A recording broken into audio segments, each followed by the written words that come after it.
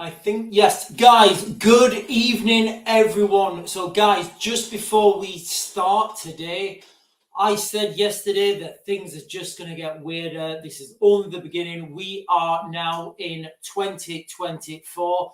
And guys, things have just got even worse. If you could imagine such a thing as things getting more weird than they were yesterday with the pager bombs, guess what? A couple of hours ago, it just happened. So as we're moving forwards in this absolute wild ride in the United Kingdom, in the West, in the world in general, where left's right, right's left, up's down, you don't even know what colour's colour now, because if you say the wrong thing, you'll get put in jail. Guys, it's absolute insanity. Here, there, everywhere. Everyone you speak to, they're all saying the same thing. And guys, I don't know why people can't just listen. Open your ears. You've got two ears and one mouth. You should listen twice as much as you talk. People are not listening to what people are saying on the streets. People are not listening to the general public. And this is a recipe for absolute disaster. And at the backdrop of all that, we have got the world descending into a global conflict of an industrial scale. Guys, absolute insane times, absolute insanity that's happening every day on an escalating metric. One thing after another. Guys, if you haven't done so already, please give us a like, a subscribe, a share. I really appreciate it when you guys do that. If you're watching this tomorrow or the day after or whenever, you're not watching it live, please feel free to comment, subscribe, or whatever you guys need. Remember, we are getting so many videos taken down now. It's unbelievable. Some of them go and they say we're on, we're violating community guidelines. Some of the videos go and we have to appeal them. They'll come back on a couple of days later and then, the video is not relevant anymore.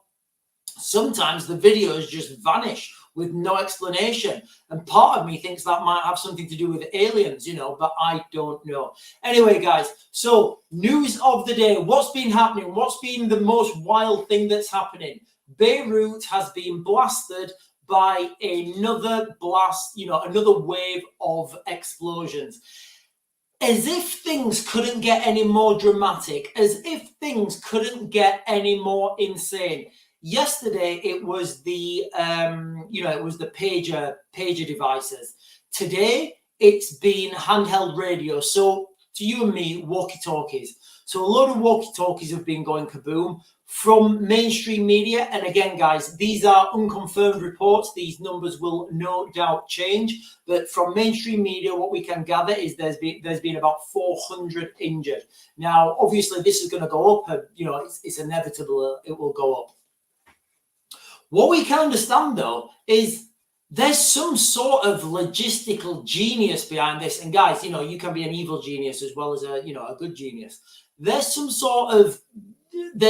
something here where the Israelis or whoever have done this, they've managed to get in the production line of this, of these radios. And as I understand it, they've done something with the batteries. Now, we can only speculate at this point because there's no forensics come out, there's no intelligence out, and as all the evidence will be in Beirut, in and around Beirut in Lebanon, it's going to be very difficult for anyone to get any scientific analysis of this. But if we go back and look at yesterday's incident with the pagers, they traced these pagers to a company in Taiwan. The company in Taiwan then said, oh, no, it's not us. We licensed these pagers to a company in, somewhere in Europe, guys. I can't remember where it is. But they basically licensed this to a company in Europe. So, you'll probably never find where these, who built these and where they've been built. And, it looks like these were built for one specific purpose. And that specific purpose was to really alert someone that they had a message. With these radios, the radios is a little bit different. So I'm thinking, is there additional technology here? And guys, so I'll tell you what I know, and then I'm going to speculate. I'm going to give you a lot of speculation. So we've heard that the radios that they use, the ICOM radios. Now, I don't know the full range of ICOM radios, but as I understand it, that particular brand model of radio is literally just a push-to-talk Pressel radio. Now, with the pages have a SIM card in, and basically anything that has a SIM card in it can be turned into a detonator. So without going into it, guys, anything with a SIM card in can basically be turned into a detonator. And I'm sure there's other stuff as well, but my knowledge of this is like 20 odd years old. So that's how, I was like, right, okay, they initiated these by mobile phone, by phone call, by text message, whatever, it doesn't matter. That's how and you can do that anywhere in the world. I could have, if I'd have known the number, I could have sat here and dialed that number, and then that pager would have gone, would have initiated.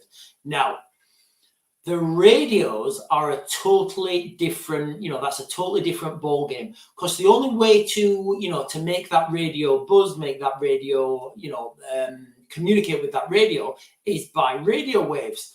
Now, again, I don't, the make and model of this radio, it may be something different. It may have a SIM card, but I really struggle to see how that would work. But that means that you had to be a lot closer with this radio signal, this radio frequency that you transmit, which would make these things detonate. So, it's just, the questions are absolutely endless. And the more these things happen, the more questions are out there. There's also reports that there were solar devices exploding. Now, with the solar device, with the, a lot of people were saying, they've got a way to hack your phone and to make the battery blow up. No, that's like virtually, well, it's impossible. Well, there's not enough energy stored in the battery to make it explode in such a manner. With the lithium batteries on these solar panels or solar cells, what they're talking about, there is a lot of energy stored in these lithium batteries. So now I'm thinking, how have they managed, and this is speculation, guys, how have they managed to make these lithium batteries explode? I mean, I'm quite confident to say these lithium batteries don't have a SIM card attached to them. I'm quite confident to say these lithium batteries are not attached to, don't have a radio frequency attached to them. So how have they managed to do this, guys? I mean, as far as, and if it is Mossad, everybody's, most people are saying it's the Israelis, it's Mossad. Guys, can you imagine what other technology they have and they've not unleashed it yet? It's absolutely terrifying. It really is. And then we say like, they can't do that. NATO, sorry, switching topics slightly, guys, and then you see these generals come out and, these generals are saying, NATO would destroy Russia within 3 days. Yes, in a conventional sense. What we have just seen in Lebanon, in Beirut, in an attack against Hezbollah, is a non-conventional attack, an unconventional attack, an asymmetric attack, the scale that has never been witnessed on this planet, guys. It's never been witnessed on this planet, anything of this scale. There's been incidents where, the CIA have tried to assassinate someone with an exploding teacup or something mad. Never has anything like this been carried out. Never has anything of this scale been carried out, guys. This has just changed warfare for the rest of, for however long we're on this planet, guys. This has just changed warfare. So when these generals, come on the TV and they say, NATO will destroy Russia in 3 days. Yes, conventionally. Guess what? The Russians are not going to fight conventionally. They're going to fight non-conventionally. They're going to fight unconventionally. They're going to fight in the shadows, in that gray area between this is a civilian target and this is a military target. Guys, what's coming is absolutely wild. I keep saying it, guys. I keep saying it. 2024, buckle up, because we are in for an absolute ride. So what else have we got, guys? What else have we got on this crazy screen? We've got a woman arrested after sharing false claims about the Southport stabbings on social media. So let me get her name quickly, guys. Bernadette Spofforth. I may be butchering that name, guys. I think that's her name. Bernadette Spofforth, 55, says she copied a name and a sentence from another post without checking the source and claims there has been a concerted effort to get her to jail. Once I've finished with this stream, guys, I'll put all these links in the description. The reason I want to talk about this quickly is, if we share something on social media that we believe at that time is true, that we believe could be true, that we believe may be true, and then it's found out later that it's not true, and then we're sent to prison for that. Guys, who else is guilty of that? You know, I can pretty much say if we go down this road, everybody's like, anybody can get arrested for anything at any time. If we're retroactive, I forgot how to talk. If we are retroactively arresting people in the context that we're arresting people for stuff they did previously a long time ago, you know, how far back do we go? Are we going to have trolls looking on our social media for the last 6 years, 10 years, 20 years, whatever? You know, oh, you posted, you know, for example, if I don't know, let's just say, for example, you know, a couple of years ago, I posted something about something that I was told was safe and effective. It turns out this certain medication is no longer safe and effective because loads of people have done studies on it. There's all sorts of weird stuff happening. The medication is not safe and effective. Am I now in jail because, you know, I shared that from someone else?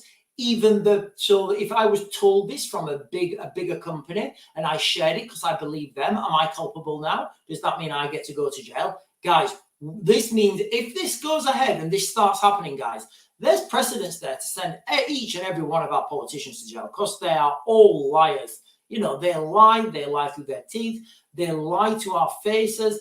I don't think they can tell the truth. I think if they told the truth, it would be like, you know, it would be like a non-nonce going for a job at the BBC. They just wouldn't get in. Absolutely insane. So I'm really cautious about what's happening with these social media posts and the fact that you can get, because it's like, I mean, I get it, you know, I did the one about the keyboard warriors and I said to you guys, I said, look at him, you know, he's the type of guy that would start a fight with somebody in a pub, run off, you know, and he just looked like a trouble causer. You know, but I also said 3 years in jail is absolutely absurd for, like, you know, Facebook posts. But, you know, I understand people spreading hatred, people lying and saying, you know, and doing nasty things. I don't agree with these lengthy terms, but I understand how, you know, that could be criminal activity. I do. You know, you wouldn't say that to a person. But you see the difference here. You see how the water's now murky between people actively encouraging people to go and commit violent acts to people sharing information they believe to be true. You know, guys, it's opening up, it's opening up a can of whoop-ass, and nobody wants that can open. You know, where we go from here, I'm talking 1982 absolute dystopia, because this little article that I've just talked to you guys about in the weeds, it could head into a really, really dark place.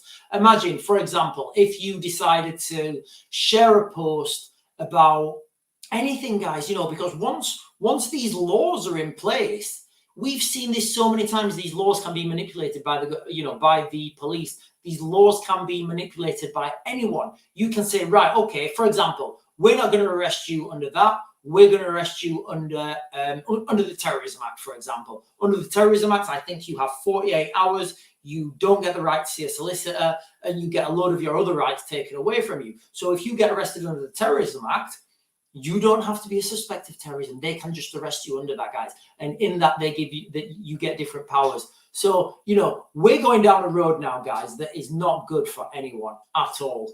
What else has been happening, guys? Guys, I'm conscious. Right, guys, I'm going to go straight to, in fact, guys, I'm going to put your questions up. In fact, yeah, I'm going to put your questions up now, because we've got some wild stuff that's been happening in Ukraine, and it is absolutely insane, guys. This explosion that's just happened in Ukraine, I'm going to talk to you about the explosion. I'm going to talk to you about what's happened. I'm going to give you the facts and the figures from the mainstream. I may share an article, I may share a video with you. And then I'm going to give my wild speculation, guys, about what has actually happened here. So, good evening, Jamie, LUFC. What's happening in Lebanon? Yeah, absolutely insane. We've spoke about that, exploding walkie-talkies. What is next? I mean, we've had exploding pages, we've had exploding walkie-talkies. I mean, what is it next? Dive bombing pigeons? Really? I mean, I'm not ruling anything out, guys. Why are they still using pagers? So, all right, Lee. Yeah. So the head of Hezbollah came out and he said, "Listen, guys, the Israelis have got some really sophisticated mobile phone tracking, device, applications and capacity. They can spy on your phones and they can look at all the pictures of you doing whatever you do in your private time, So what we're all going to do, right? What we're all going to do, we're all going to get pagers. Pagers. Yeah. We're going to go back to 1990. We're all going to have tight t-shirts on, denim jeans, big belt buckles, and a pager. And then everybody will know we're badass Hamas." Didn't go well for them, guys. Did not go well for them. Jamie, Lee, phones can be... Yeah. So Jamie's answered. Good evening, Stacey. I bet everyone's scared of electronics in the Middle East now. I am in the UK. Yeah, so Stacey, I think what happened is with this particular incident in the Lebanon, I think this was an operation that was planned a long time. I don't really give any credibility that this was some sort of radio frequency that made the batteries vibrate and explode. There's just not enough energy in those batteries. I mean, you've got like 4.5 volts and maybe 1,000 millihours. It's not, the energy's not there. The price of a cup and string phone's about to skyrocket. So Jamie, so Jamie said the price of the 2 cups and the piece of string between it. When we was in the army, we used to carry them just like taking the piss because the communications never used to work. Think it's really clever, Kirsty Taylor. Kirsty, Kirsty Taylor, think it's really clever. Yeah, this has changed warfare forever. It really has. I don't see how these NATO generals who are spending so much money in tanks and helicopters and all the rest of it now, I don't see how they can credibly say that they can destroy Russia within 3 days when we're seeing the world moving towards asymmetric warfare. The world is moving towards this grey area of warfare where is it a civilian target or is it a military target? And the lines become blurred. I think it's really clever. Matt Alexander, NASA warned of a stadium-sized asteroid so entertain your alien question. Could these asteroids skim so close and so often be gathering data? Yeah, so Matt's asking a little bit of an out there one. Could these asteroids, so yesterday I spoke about the asteroids. I think there's over 100 asteroids so far, 160 something asteroids so far this year have come closer to Earth than the Earth is to the moon. And I was like, why are we not being told this? Literally, this is the sort of stuff I want to know. I want to know if we're going to get hit by a big asteroid and, we're only going to be left with bacteria.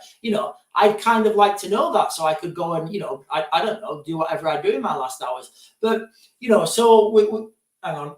So Matt's just said, could this be some sort of satellite reconnaissance from another world? It could be. What I think is, though, with these, I think the biggest sign of life from extraterrestrial life was I think it was an asteroid, or was it a comet? No, it was a comet. Was a comet Oumuamua. This thing, comet Oumuamua, it was like 20 kilometers wide and I think a kilometer thin. It was like a big cigar shape or a pen. And as it was moving through through the solar system, it actually sped up as it was moving through. So what can speed something up like that? As we understand physics, it can't go that way unless something comes out the back.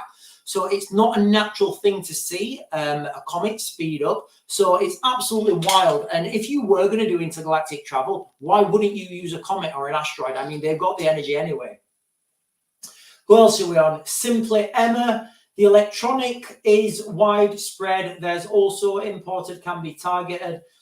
Live there, so many people can't afford expensive things so easily, so cheap. Yeah. So Emma's saying there that the electronics in the Lebanon is widespread, and it is. You get these real cheap shops just poke up. In fact, when I used to work in Syria, I used to work in Syria, but we used to have an office in Erbil as well in northern Iraq. We used to go to the local shop there and we used to buy the wildest mobile phones. And honestly, guys, some of the things you could get were absolutely insane. You could get like a mobile phone with like a proper 90s aerial that stuck up, and it had like a TV screen on the back of it, and it was like a mobile phone and mobile TV. These were wild. So, you know, all this electronic stuff, it's out there. Like Emma's saying, you know, people don't have as much money out there, and people, you know, will use what they can. What I will say as well is the very first thing I thought, right, these, you know, for these pages to be given to the people they have at that specific time, I thought that they could have been a donation to someone. If you remember, what's his name, the late John McAfee, who did the security program, he donated a load of computers to like the CIA or something, and you wouldn't believe the information that he managed to troll from these computers. I think it was like he'd loaded all these computers with viruses. He'd gone through the correct chains, and he just donated these computers to an agency near the CIA or wherever it was, and knowing that one, two, maybe a couple of them will have been taken and been logged onto those servers. And I think it was like every day at 3 o'clock or something. I may be wildly wrong on this, but the premise is right. And he just used to get a data dump of information. So, you know, hacking, computer warfare, cyber warfare, this thing it's all real, guys, you know, and we are all vulnerable to it. Everyone with a mobile phone is vulnerable to it, guys, at some level. Yeah, good old days. Size, not side. What have we got? Middle East have resold and stolen parts commonly imported from neighboring countries. Turkey is a big one. Don't have to pay council tax in jail. Yeah, so we don't have to pay council tax in jail. The amount of times I've been banned from Facebook, definitely off the click. Yeah. I lived in Lebanon 7 years, Turkey 12 years. Interesting things going around in both places. Yeah, I think so. This is a comment from simply Emma, lived in Lebanon 7 years, 12, Turkey 2. I think what was really interesting for people is when these pages went off and they went kaboom, the amount of different people that had them. So you had like, I think was it the Iranian ambassador? He had one. So to me, that says this particular batch of pages, and again, this is me speculating, guys. This is me speculating from working in the Middle East before, you know, having a relative understanding on how these things work, you know, and it was my speculation straight away that these pages had been donated by someone. Now, the reason I said that is because the Iranian ambassador the Iranian ambassador had one. Now, he wouldn't have one of those. Again, he may do. The likelihood slim, but he may have had one. He had one of those, obviously, because they're communicating. He must have been communicating with Hamas. Or why else would he have had one, guys? You know, I don't really see any other option for that. You know, and it's kind of telling now that the Iranians have such a big hand in this. Elise got 3 hot meals a day. Yeah, I mean, a lot of people are talking about about the state of the prisons at the moment and how many. You see, the government in the United Kingdom. I don't know how it is elsewhere in the world, but the government in the United Kingdom are starting to restrict information to the public. Now, this is off the top of my head, guys. I think they restrict. They're not first of all, this all came to light when the government refused to tell people how much it costs to refurbish and to furnish these migrant apartments that, you know, migrants are getting because reasons. I think the reason the migrants are getting so much money spent on them is because the old people have spent so much money on tax. Guys, genuinely, I don't know the answer to it. But anyway, so the migrants, basically, the government's withholding the information on how much money that they're spending on refurbishing these, apartments. As I understand it, the government are also restricting the information on the amount of foreign nationals that are in our prisons. They're also restricting the information on the arrest rates in the United Kingdom by nationality. So the Office of National Statistics, you used to be able to go on there. You know, you could put in car theft, Manchester by sex. So you'd get a graph, it'd come up, you'd have a graph of how many women, and what year. Car theft, 2023, Manchester by sex. And then you'd be able to put that in and it'll show you, it'll give you like a graph, or it'll give you the numbers, right? This many cars have been stolen by women, this many cars have been stolen by men. You could also do other things like, search for car theft by race, and you'd get races, car theft by nationality. You could do all sorts of stuff like that. Guys, the Office for National Statistics, it's very hard to use to get that information now. You have to apply for that information, as I understand it. And they've changed. Again, this is from, guys, I may be totally wrong here. It may be me monging it. It may be me totally misusing the computer. But the last time I tried to use the Office for National Statistics, they've changed the whole system, and it's really complicated how to use things. Again, it may just be me. It may be like, when you get a new phone and they've changed the things around and you're like, oh, I don't like this. I want to go back to my old phone. But anyway, guys, as I understand it, they've made it a lot more hard, a lot more difficult for people to find out these things. So, why have they done this? Remember, the government work for us. We don't work for them. We have a right to all this information because we pay for this information. Can you imagine, like, I don't know, in your household, if you're paying, an example, if you're paying for some food or something, imagine you've got a nuclear family, dad goes out to work, mum stays home with the kids come back from, the nuclear family. Dad comes home and he looks in the fridge, he says, where's all the food gone? And mum says, oh, I've spent it all on food. He says, but there's no food in. And he says, well, what did you spend it on? And she says, I can't tell you that. You're like, but there's no food in. Can you see where I'm going, guys? You've got, if this is our money, which it is, we have a right to know where that money is going. What I will say, though, is when it comes to things like military, national security, I don't think the public have a right to know that. So, I don't, like, for example, if the military are about to go and do a hostage rescue somewhere, I don't think every Karen and her, and her 350 Facebook friends should know that the military are about to parachute into a building and do a load of stuff. So military, national security, personal medical records, I don't think anybody has the right to them. But, if we're paying for this information and we're paying taxes, sure, we have a right to know where our money is being spent. And the fact that it's being hidden from us, and they're saying, it's too sensitive.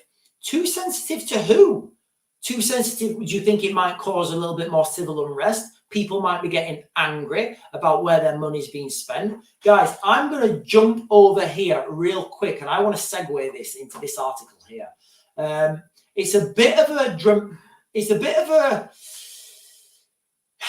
The article is about two guys in Hull. It's about two guys in Hull. I'm not going to share it. I'll put it in the link, guys, because it's a bit hard to read. But basically, it's about these two guys in Hull, and they're interviewed, and, they're drug addicts. They go on, they're homeless. And like I said, they're homeless, they're drug addicts. They live in Hull. And they're saying that we don't mind the government helping other people, but will they please just to help us first? And guys, when I read that, it was difficult to read. You've got people on the streets in this country, who are struggling, who don't have a roof over their head. And when I don't want to go through it, guys, it's quite long. Once I've uploaded this live, I'll put the link in the description. You've got people now in this country and just saying so candidly, and he's done it so articulate in one sentence. We don't mind helping other people. We don't mind our government helping other people. We just wish they'd help us as well. And guys, it's that sentence in itself. It's kind of painful to watch. It's painful to read. But that's the situation we've got in this country. And guys, the more of this stuff that happens, the more of this Hugh Edwards that comes out, the more of these weird dog shaggers that come out, the more sort of stuff that happens. We're not stupid. Nothing is hidden anymore. You can't hide these things, So the more that this comes out and the more we're being told to shut up about it, shut up for the sake of diversity, don't talk about it or you'll be sent to prison, it's just adding more fuel to this fire. And at some point, guys, honestly, maybe it's not the next time it explodes, maybe it's the time after or the time after that. But at some point, guys, there's going to be an explosion, a social explosion so big in this country that it's going to have to cause, it's going to have to cause a revolution. There's going to be no way of calling it back. There really won't be, guys. The government can stop it now. Right now, they can stop it by addressing the problems of the people, going and taking the oil down in the Antarctic, and just not being dicks. Getting rid of their corporate sponsors and doing what we're paying them to do. Look at Keir Starmer, guys. And I'm going on a total tangent, guys. I understand, but look at Keir Starmer. Him and his missus now. It come out today, like a couple of hours ago, that they've received more freebies than any politician. Now, guys, we all used to have a go at Boris Johnson, right? Nobody can say somebody was buying Boris Johnson clothes, can there? Not one man on the face of this earth can point at Boris Johnson and say, do you know what? Lord Ali's been buying you clothes, Boris. Somebody's been taking you to the shops and getting you designer clothes. But, we've got all this at the time where we've got these two guys in Hull, these two guys in Hull, they're homeless, they're on the streets, they're addicted to drugs. And they're seeing all this on the news. They're seeing all this because nothing's hidden anymore. And they're thinking, why wouldn't I turn to crime? What have I actually got? You want me to work for this system now? You want to work for this system that if I work hard, we can give all this money to other people. If I work hard, you'll give other people stuff that I don't have. It's broken, guys. The whole system's broken. I really don't know where we're going to go because the government we have in the United Kingdom at the moment, but I think they're focusing on the wrong things. I really do. I think, like I said, I think they should be focused on what's on what's relevant to people right now. Anyway, guys, going over to Ukraine really, really quickly. So, guys, the comments are going wild. It's hard to keep up. Here we are. Would be nice if someone donated a bit. Right, guys. Try and keep the comments clean, all right? No threats to anyone in the comments, all right? Or I'll be in a gulag. Right, I'm not even going to go on that. So, guys, the next thing I want to talk about what's been happening in Ukraine. So let me share the article with you real quick. Actually, I'll share this article with you guys because it's one of those important ones that, again, it didn't even reach my first three, but this could drag Putin into a nuclear war. This one. Watch video as Ukraine wipes Russian weapons depot off the face of the earth. Locals were wondering if it was a nuclear blast or not. Kiev Security Services told Politico. Politico is quite a good outlet about the drone strike on key targets. So, guys, let's remember that word drone strike, shall we? And then I'm going to speculate my face off. So here's the video, guys. 22 seconds. I'm going to play it with the sound down because it'll echo otherwise. So sound off.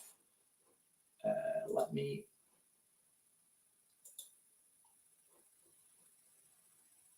I mean, this thing when they mapped it out afterwards, as I understand it, it was 5 miles wide. This is the explosion, guys. And obviously there's several explosions there, but look, that's an actual mushroom cloud, guys. I've no idea what went kaboom there, but you can only imagine what was kept in this, in this Russian arms depot. So, if we remember then, and for those of you guys, anybody, I know there's a few ex-military guys on here, but missile silos and ammunition depots, guys, they are kept in thick concrete. It's not easy to get into these. It's not easy to, send munitions into these things. Now, for those of you who don't know, drone warfare and drones, everybody's talking about these drones striking far and deep into enemy territory. It's kind of you have to have like a trade-off. So say that you're building a drone and your maximum takeoff weight of that drone. I'm going to go through this real quick, guys. So if there's any subject matter experts on here, you want me to do a deep dive into aerodynamics and load capacity and stuff, I can bore you guys all day. But basically, your drone, if you've got 100 kilo maximum takeoff weight of that drone, that means it will only take 100 kilos, obviously. So of that 100 kilos, you've got to have your engine, you've got to have your fuselage, your wings, all your controlling servos and everything. Then you've got to have your two main ones, which are your fuel and your payload. Now, your payload can be something that goes kaboom, it can be cameras, you know, and then it can be the batteries and everything that operates that stuff. So your 100 kilos straight away is drastically reduced. Now, the bigger the drone, the more fuel it's going to take. The more fuel it's going to take, the less, the more of that weight is taken up by fuel. So it is a trade-off. So if you're talking about these long-range strikes into, deep into Russia, you've kind of got to think, right, okay, how big is the drone to get that payload in? And, the further these things go, the wider the wings have to be. The wider the wings have to be, the bigger a target they are. So, when we hear drone strikes, and I've said this for such a long time, guys, I wouldn't be surprised, guys, if this was a Storm Shadow strike. I wouldn't, guys.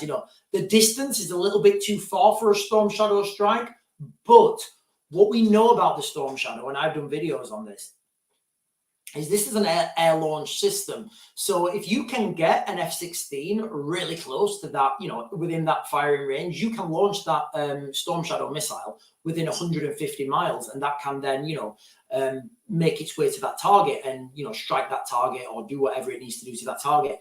What you would do then is you would just bombard that area with a load of cheaper drones, to murky that area so it doesn't look like it's been hit by a Storm Shadow. It looks like it has been actually hit by a Ukrainian drone strike.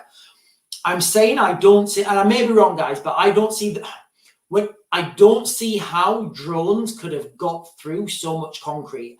Again, I may be wrong. It may be the case that, American intelligence, satellite intelligence went over and they located that this particular arms facility, the arms storage depot, it had a load of ammunition out in the open because there wasn't room to put it in for whatever reason. And that's why they initiated it. I don't know, guys.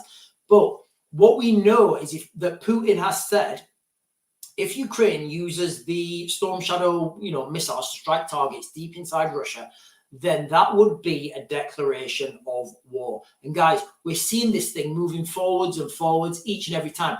If anyone can tell me of a time where something's happened in the last, in the last year, that's not been an escalation, that's actually been a walk back, let me know, because I've not seen, nothing has happened that's been a walk back. It's all been moving closer.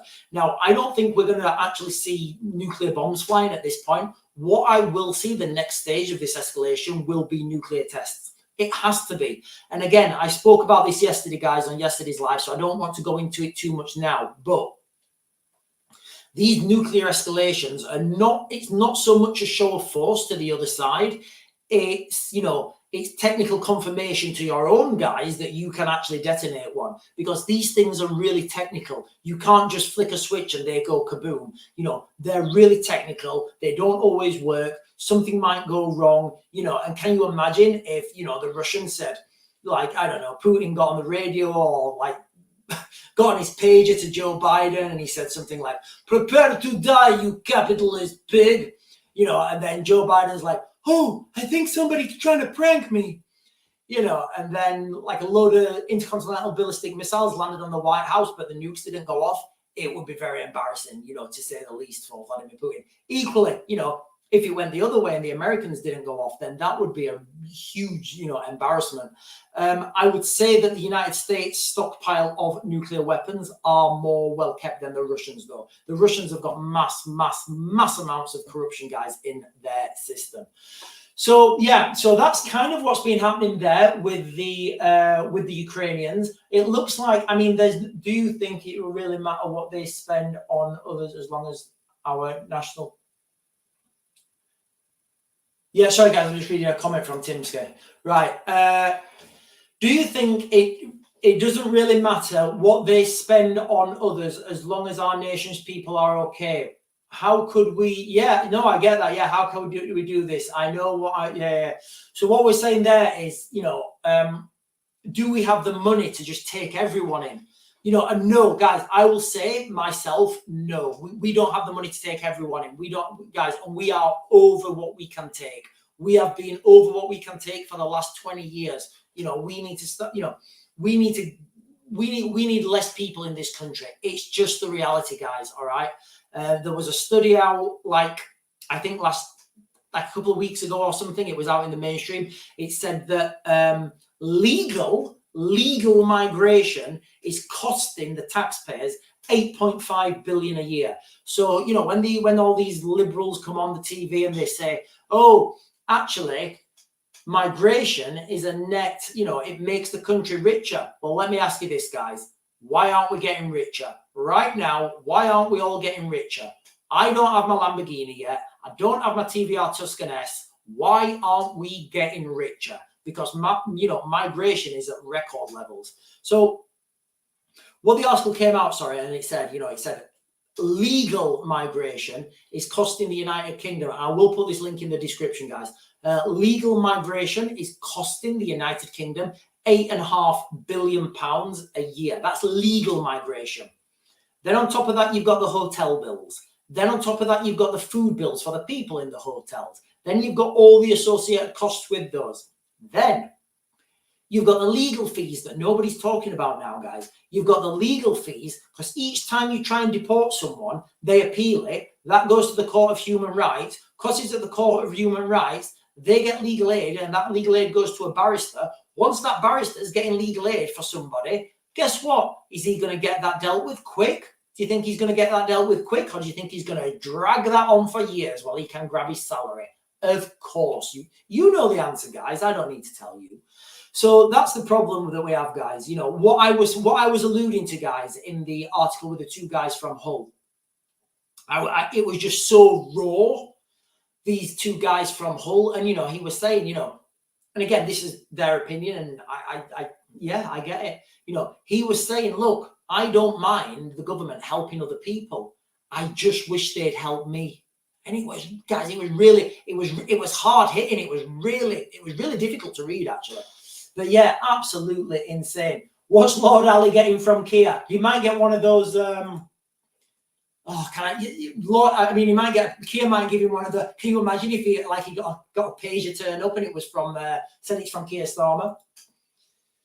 So absolute insanity. Angry Mateo. Keir Starmer led the. What's this here? Keir Starmer led the CPS when they never charged Jimmy Savile. Says everything about the man. So guys, yes, he did lead the CPS. Now, yeah, what I will say on that is it's very difficult when you're at the top of an organization to understand what's happening everywhere below you. There's a lot of questions around this. I don't have all the answers, and I wouldn't want to speculate, but, Keir Starmer certainly was in that role. But spot on apparently has lots of. Hey, you know what? That is not a bad. That is not a bad thing there. Spot on. Apparently, lots of ammunition was being stored outside. I don't think they could be asked. Yeah. So we talked about that. But what I just thought of then is, if Keir Starmer, guys, and this is me speculating right now off the cuff. What I've just thought of, if Keir Starmer was the head of the CPS. How much dirt does he have on everyone?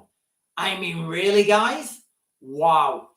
Oh, guys, this rabbit hole just got deeper. Right now, this is just coming to me right now, guys. Remember how I've given you, remember how I've given you guys, I told you, I did the video on how Keir Starmer was identified by the Russians in 1986. Let me just get this up, guys, because this is wild. This has just come to me.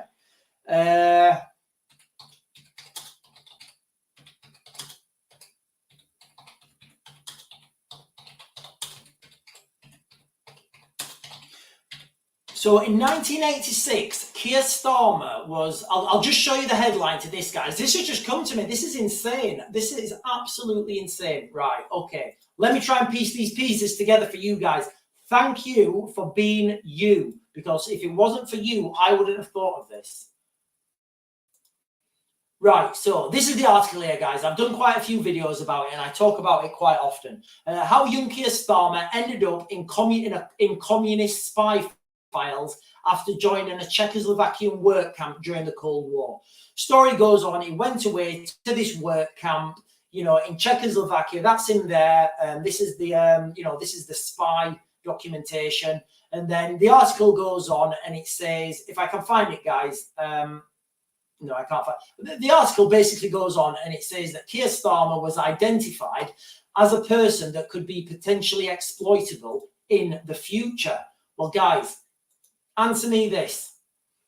As the head of the CPS, the Crown Prosecution Service, do you think that's information that the Russians could exploit?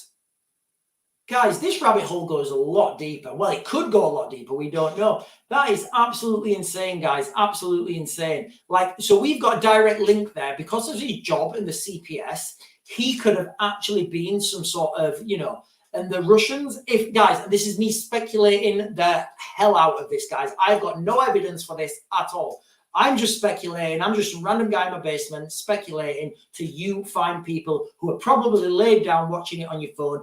Keep pressing skip when the ad comes up. That's how we roll, guys. That is 2024. So could it be that Keir Starmer was identified, as the article says, and then somebody kept in touch with him through his career, helped him in his career, helped him get into that position in the CPS?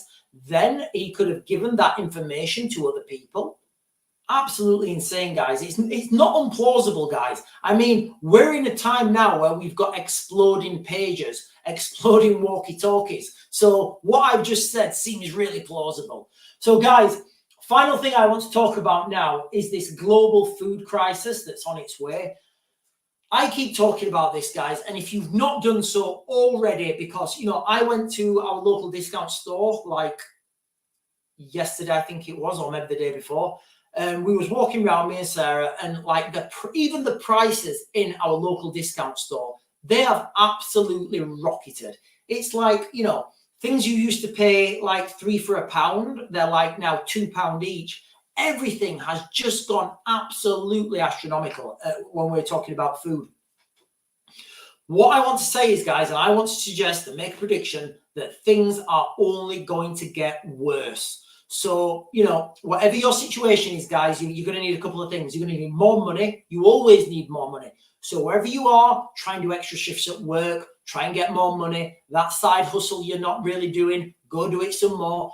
You know, don't take unnecessary risks because, guys, hard times are coming. They're coming and everybody can see them. Everybody can see the road in front of us. And we're all just looking at it like rabbits in the headlight thinking, yeah, it's getting closer. It's getting closer. What we're going to do? What we're going to do? And soon, guys, it's going to be on us. So let me just go with a couple of articles here, guys. So this one, I think it's this one. Hang on. Yeah, this one. So where are we? This one here. So I'll just read this real quick, guys. I'll just read you the first paragraph and then we'll talk about it and then I'll show you another article. And, you know, I've been saying this for such a long time. It's happening. It's not just in the UK. It's all around the world. So the Ukraine-Russia war is fueling a global fuel crisis. So just that on its own, guys, just the Russia-Ukraine war is fueling a global fuel crisis. Without anything else that I'll come on to, that is fueling a global food crisis. Together, they account for approximately 30% of global wheat exports and 20% of maize or corn exports. A few months ago, I embarked on so this is obviously the reporter. I embarked on a 5-week journey through 11 countries in West Africa, places on no one's bucket list. Guinea-Bissau, Gambia, Sierra Leone. I encountered teary-eyed guys. Honestly, this is horrific. I encountered teary-eyed mothers and fathers, their voices trembling as they begged me to take away their babies to give them a chance at life beyond the crushing grip of poverty and hunger. The sheer desperation and heat-wrenching conditions in these regions left me deeply shaken. In Africa, where many countries rely on wheat imports from Ukraine and Russia, the impact of the conflict has been partially severe. Countries already grappling with conflict and drought have seen food prices skyrocket, pushing millions into hunger. So from the article then, guys, without anything else, without any, with just that on its own, we are heading for a global food crisis, just with the war in Ukraine. I said this like when it started, when this conflict started, I said at least this is going to, at the very minimum, this is going to push the price of food up ridiculously. Because like I said previously, I did a video on the elephants earlier, which I'll come on to now. I said supply and demand, guys, it's simple economics. When the demand is high and when the demand is high and the supply is low, the prices will skyrocket. And guys, I don't know about you, but I like to eat food. It's kind of what keeps me alive. We're having mass problems now in Africa. So that's just that, guys. That's what's happening in Africa with the war in Russia and Ukraine and Africa. 30% of the wheat and 20% of the corn. Then we look at this article here, guys, about the mass droughts that have just happened in where are we? Oh, I hope I've not deleted it. Oh, there we are. Now we've got Zimbabwe and I did a video on this earlier, guys. Zimbabwe to cull 200 wild elephants to feed communities facing severe hunger during the drought. Drought is causing food shortages across southern Africa, with Nambia set to kill 700 wild animals to feed hungry people. They're eating the cats. They're eating the dogs. No, guys, I shouldn't make... Anyway, so Zimbabwe will cut... Basically, it goes on there and it says 68 million people are going to be affected with this, guys. Look there. Hang on. Impacting 68 million people and causing food shortages across the region. So this is what we have, guys. This is what we're looking at right now. This is in Africa. A huge humanitarian problem is on its way right now as we speak. It's coming, and they'll be eating the cats. They'll be eating the dogs. They'll be eating the elephants. Guys, people need to eat to survive, all right? And out there in Africa, they are going to deep measures to try and stay alive. The problem for us in Europe is we're going to have, at some point, somebody's going to have to support those people. There's going to be either international food aid, there's going to have to be international water aid, something on 68 million people, guys. And that's just that article. That doesn't talk about the rest in West Africa, So all these people are struggling at the moment right now. They don't have any food. The war in Ukraine has made them not be able to take any imports. So the livestock, they're not going to be able to feed any livestock. And this is going to have a catastrophic effect over the whole of the world, guys, all right? It's not just Africa. So that's that. Now, if you think about what's been happening in Europe, we've been having a concerted war against farmers. It seems like every tax, every piece of legislation, every piece of, what's the word I'm looking for? Every time the government can attack the farmers, they are attacking the farmers. We was doing a live the other day and we had a farmer come on and he said, listen, this year, what was it? January, February, March, April. Yeah, up to April. It was so wet. No farmers could plant any seeds because it was so wet. All the fields were waterlogged. And he was saying that this harvest, so like last night, or if you follow the moon, harvest moon last night. So this harvest, he says he's less than, and I've said this so many times, guys, he's got less than 50% of his normal yield. The other farmers around him in the other fields around him, they're not even bothering taking their tractors out, taking their combine harvesters out, because it's not worth it. They won't get a return from the crops they've harvested. So we've now got dead crops in the field.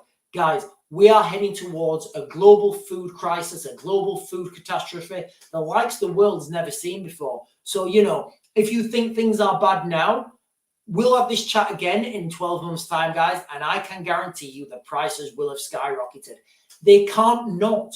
There's no way that the prices can't go up. Your purchasing pound now is worth more than it will be in 12 months' time. Guys, I'm not qualified to give anyone financial advice. That is not financial advice. If you want financial advice, obviously, go speak to a competent financial advisor if you can find one. So that's where we're heading right now, guys. We're heading to all these calamities heading, to, one direction. I don't see a way out of this. Again, you've got to think about the amount of money that's being printed. I can remember, 2020? And I was sat there and I remember when the government came out and the government saying all this money they're going to give to people. Remember Rishi Sunak standing up there saying we're going to give this much money to these people, and they were throwing £10,000 at everyone who had a small business. And then they were saying, oh, you don't have to pay your mortgage for 6 months. And then what else was it? Eat out to help out, whereby the government, if you bought a meal for £10 or something, I don't know how exactly it went. If you bought a meal for £10 or something, then the government would reimburse £10, or it was like 2 for 1 on the government or something. I can't remember how it was. I was looking at this amount of money being printed, and I said straight away to my friend in Ukraine, I said, mate, this will inevitably lead to a global conflict, because governments will have to try and, do something with the amount of money they've printed, because this amount of money that's been printed, it goes to inflation. There's no way that it can't. Again, I know Rishi Sunak was lying, and I know he knows he was lying when he got up there and he said, oh, we'll be able to keep inflation low. No, you won't. That's not how economics works. So your purchasing power now, guys, and again, this is not financial advice, but okay, I believe, so it's not financial advice, I believe your purchasing power now will be more than it will be in 12 months' time. So, it's up to you what you guys do with that information. I can only share you the articles, guys. And my opinion, of course, is just as good as your opinion, but mine's a bit better because I've got fantastic hair. So, what have we got, guys? Some questions. Stacey, they're eating the dogs, they're eating the cats. Yeah, they're eating the dogs. So the eating the dogs thing with Donald Trump, it started off as it's this song that's come out. I mean, I keep singing it. It started off as Kamala Harris trying to take the piss out of Donald Trump. But guys, it's just gone absolutely viral, and everybody's just it's just wild. Social media sometimes, guys, is fantastic. Yummy Meat 2 got 10 in my apartment, fresh breakfast every day. Hey Sean, how are you? I am fine, Kenzie. Thank you very much. How are you this evening? Kenzie, what have you been having for your dinner? Let us all know what you've been having for your dinner, because I'm about to go up and we're going to have some Chinese food. In fact, guys, yeah, that was the one thing I thought about, actually. And, just saying that, we import a load of stuff all the time, don't we? I was thinking about these, pages that went kaboom. We import a load of stuff like vitamins, minerals, all sorts of wild stuff. We import this from China or wherever, I don't even know. And we swallow this and ingest this by the handful. I really think I'm going to stop with these supplements that are not from, I think I'm just going to stop, because I don't trust anyone, guys. Maybe we've got exploding cod liver oil tablets. Who knows what's next, guys? Had fish and chips today, as I haven't had it for a while. Fish and chips is fantastic, guys. I think more people should eat fish and chips. It's one of the staples of the British Empire. And when I go to Ukraine, my I'm not going to mention his name, but he's all like, Sean, how can I make fish and chips? I'm like, mate, you can't do it. You need the big fryer. He's like, no, I'll buy a big fryer. Please show me. And I'm like, mate, I genuinely don't know. But what I found out is it's half flour, half milk, salt and pepper, nothing else. I don't know, guys. That is supposed to be the best recipe for batter. I don't know if it is, but that's the one I use. Some people put turmeric in it. I genuinely don't know. Right, guys, we're just talking about food now. We are literally just talking about food.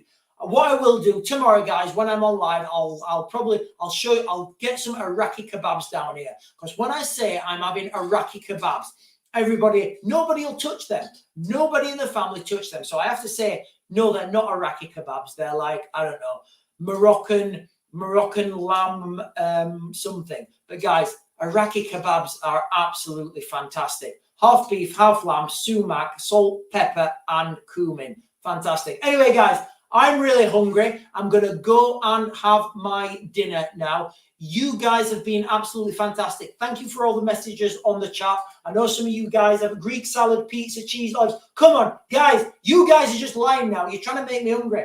You guys have been fantastic. Thank you so much for your comments. Like I said, guys, we're going to be back here tomorrow. Don't forget to like, comment, share, whatever else you do on these social media things. We've got 3 platforms now. The links are in the bio.